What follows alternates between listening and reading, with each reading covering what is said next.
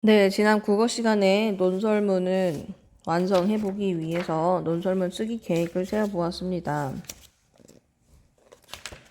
국어책 139쪽부터 해서 같이 공부해봤고요. 논설문을 잘 쓰기 위한 방법을 월요일날 복습도 해봤어요. 이번 시간에는 선생님이 쓴 논설문을 바탕으로 논설문을 쓰는 요령을 설명을 듣고 여러분이 계획한 대로 논설문을 써보도록 하겠습니다.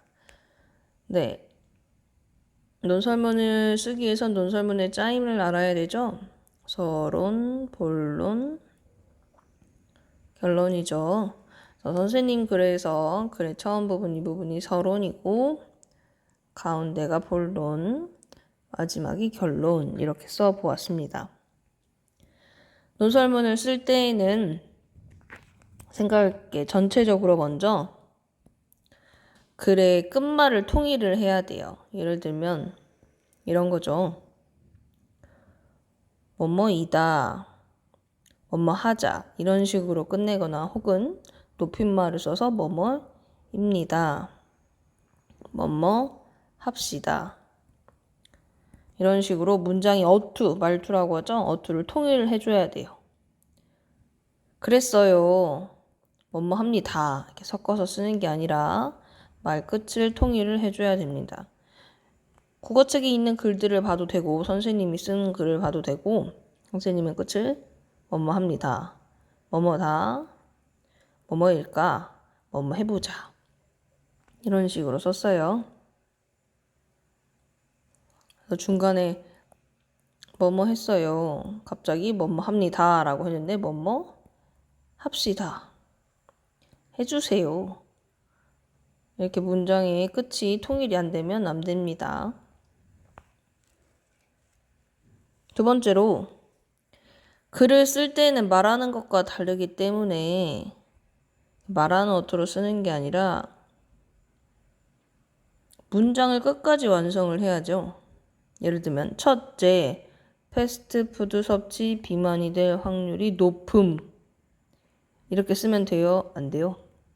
안 된다라는 거죠. 우리가 문장의 형태를 끝을 낼 때는 뭐뭐입니다 이렇게 써야 된다라는 거예요.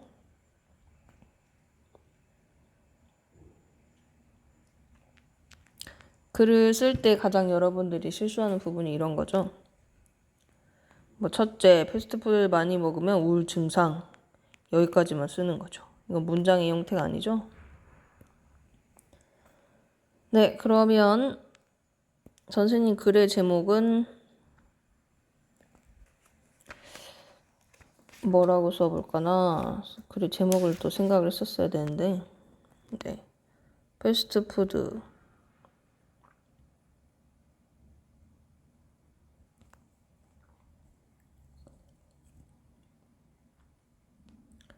건강응 적 이게 제목이에요. 논설문의 제목을 글에는 항상 제목이 있죠. 제목에는 이왕이면 주장하는 바가 드러나도록 쓰고 되도록이면 글의 제목을 보고 사람들이 글을 읽을지 말지 결정도 하니까 흥미를 좀 유발하게끔 쓰면 좋죠. 네, 선생님 글의 제목이고요. 혹은 뭐 이렇게 써도 돼요. 패스트푸드는 우리 몸에 좋은가 안 좋은가 이렇게 물음표 질문으로 해도 됩니다. 제목도 한번 여러분들이 지어서 써보시고요. 네, 그래 서론입니다. 서론 부분을 쓸 때에는 이 글을 쓰게 된 동기나 문제 상황이 드러나게끔 써야 되죠. 그래서 선생님 쓴 걸 보면 요즘 학생들이 이런 패스트푸드를 많이 먹는다. 문제 상황이죠. 그래서 동기유발하는 거지. 이게 과연 건강에 좋은 음식일까? 이런 식으로 서론에 질문법, 질문의 의미로 끝내서 활용해도 좋아요. 패스트푸드를 먹어본 적이 있는가? 뭐 교실에서 뛰어본 적이 있는가? 이런 식으로 글을 시작하거나 중간에 넣어서 활용해도 된다라는 거죠. 그리고 나서 선생님, 주장이 들어가야 되죠? 우리는 건강을 위해서 패스트푸드 섭취를 줄여야 한다. 주장은 서론에 한 문장으로 써보면 되겠습니다.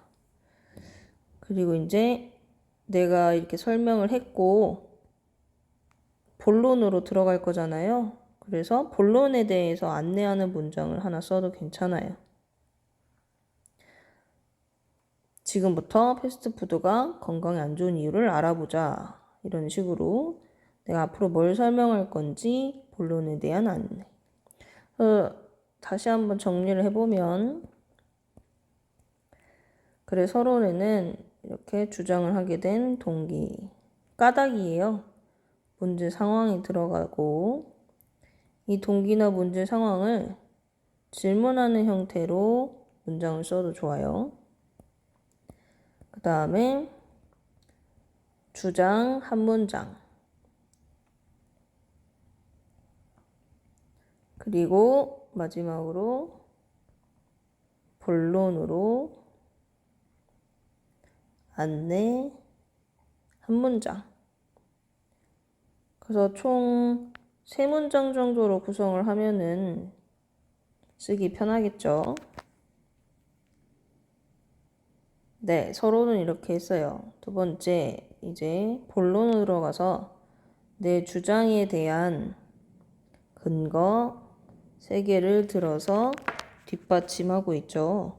선생님이 기사나 이런 걸 찾아봐서 패스트푸드가 왜 건강에 안 좋은지 3가지 이유를 들었어요. 비만이 될 위험도가 높다. 왜 그러느냐? 뉴스에서 찾은 연구 결과를 가지고, 즉 선생님이 생각이 아니라 객관적인 사실에 근거해서 나의 근거를 뒷받침해줘야 된다는 거죠. 선생님 근거 들고 그 근거에 대한 예를 들어서 뒷받침해주고 있어요. 그래서 이렇게 중심 문장, 여기서 중심 문장은 이거죠.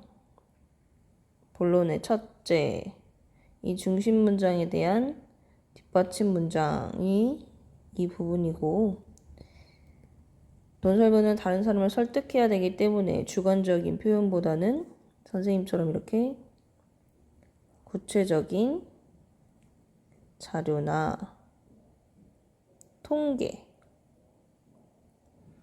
그 다음에 사례, 얘들을 제시해주면 훨씬 좋다는 거죠.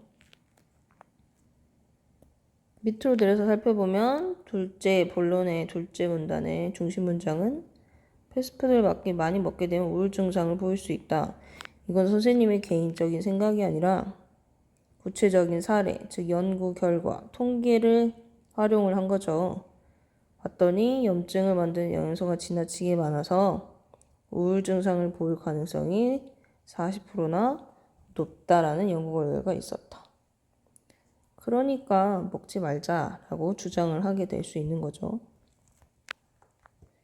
네, 이렇게 해서 본론을 쓸 때에는 근거에 대한 근거 첫째, 패스트푸드 섭취로 비만이 될 확률이 높다. 근거 둘째, 많이 먹게 되면 우울증 증상을 볼 수 있다.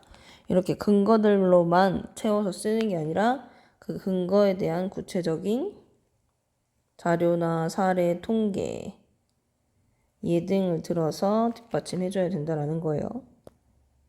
그래서 본론에서는 보통 지금처럼 이 중심 문장 하나, 즉 근거 하나, 그 다음에 이 근거를 뒷받침해주는 뒷받침 문장 한두 개 정도로 본론을 꾸며볼 수 있겠어요.